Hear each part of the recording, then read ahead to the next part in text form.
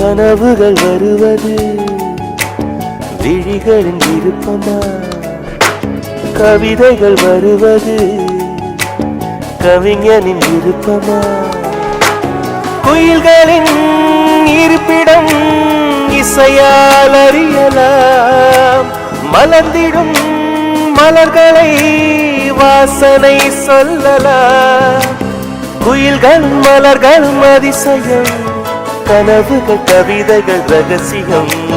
நிலவு பாட்டு நிலவு பாட்டு ஓர் நாள் கேட்டே, மூங்கில் காட்டில் நாளும் படித்தே.